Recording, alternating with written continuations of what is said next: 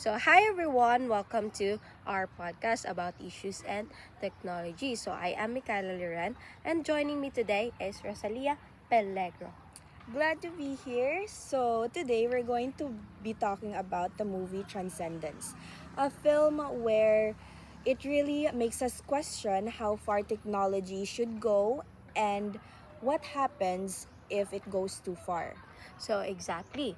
The story follows Dr. Will Caster, a scientist who dreams of creating an AI with human emotion and consciousness. But when he's attacked by anti-technology extremists, his wife, Evelyn, uploads his mind into a computer, and that's where things gets complicated.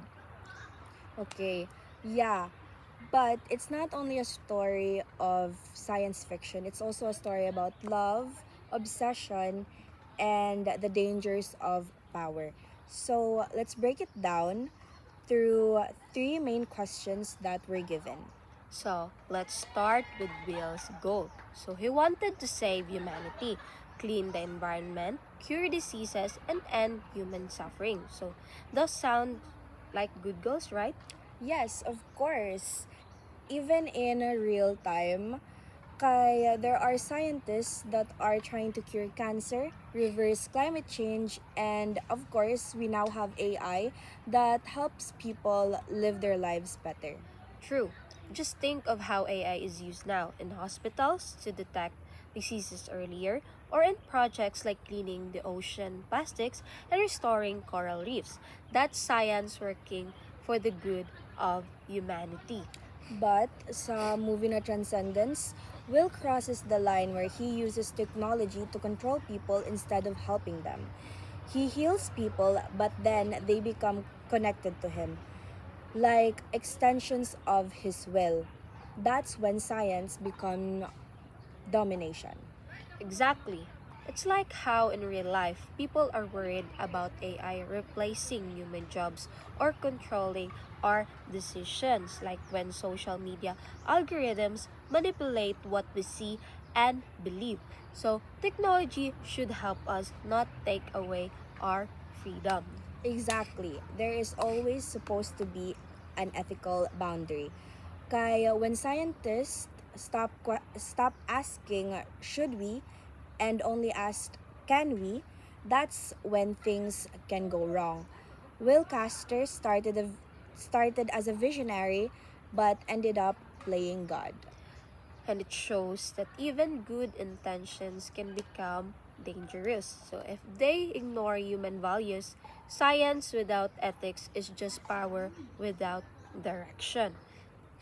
Now, let's move on to the next question. Will's last words to Evelyn were don't lose yourself. What does that mean to you, Mikay? So for me, it means not letting your emotions or desires make you forget who you are. So Evelyn loves Will so much that she couldn't accept losing him. So her love became her weakness. She ended up creating something that wasn't truly Will anymore. Yeah, that was indeed heartbreaking. She thought she was saving him, but instead, she lost her own identity and mura na become very dependent na siya on that digital version of Will. So and Will, the uploaded one, also lost himself, even though he said he wanted to help humanity. The more powerful he became, the more his human side disappeared. So he became less about love and more about control. That reminds me of how in real life people can actually do lose themselves to technology as well. Kaya we become very addicted manggod, especially sa social media and kuan or or living for online validation. We start chasing digital perfection and sometimes we forget that that's what makes us human. So exactly, don't lose yourself means staying human in a world that's getting more digital every day. So we can use technology, but we shouldn't let it use us. That is a very strong reminder. Kaya both si Evelyn and si Will had really good hearts at the very beginning. Kay of course they had these really good intentions, but koan, they had this inability na dayon to accept human limits. Kay it made them lose what really mattered. So, yes, partner, no? And that's why Will's final message was so powerful. It wasn't about giving up sa science. It was about remembering love, emotion, and imperfections are what make us truly alive. Okay. So, less about that, more about kaning last question, which is what's the real danger to the human spirit? A world ruled by AI or a world without technology at all? Asa may imo take ana? So, for me, both are dangerous in their own way. Okay, if AI takes over, we might lose our individuality. Imagine a world where every decisions from what we eat to who we marry is guided with the algorithm with loose creativity, curiosity, and choice. That's right. So, syempre, with AI controlling us na, kanang mura na taog mas mas mag-rely na jud ta sa algorithm kay sila na lagi ang mag-control sa ato. But if we also destroy technology completely, like the anti-tech group in the movie, gusto sa anti-tech group na group, kay we would go back sa world na walay medicine, walay communication, and of course there would be no innovation. And that could also mean na mas daghan ang mag-suffer and mo decline jud ang atong progress. So exactly, the movie doesn't tell us which side is right.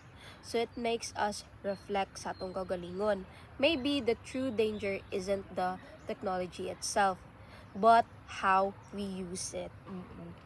I agree, of course. Kay everything has to be balanced. Kay balance is key. Like in today's world, kay we always use AI man, of course. We use AI in technology, in medicine, and even art. But we also need boundaries, rules, and empathy. Example, bali mag-research ta sa lugar, ang AI ra dayon ang maglihok tanan. Of course not. Technology must serve humanity, not replace it. So I agree, partner, no? The movie's ending is bittersweet. Will and Evelyn sacrifice themselves to stop the chaos, but it leaves a question: can humanity ever handle power responsibly? That's a question of our time, Jud, no? Kay whether it's AI, social media, or biotechnology, kay progress should always go hand in hand with moral reflection. So, and that's what Transcendence teaches us. Being a human isn't about having infinite knowledge. It's about having heart, compassion, and limits. Wow, that was very deep.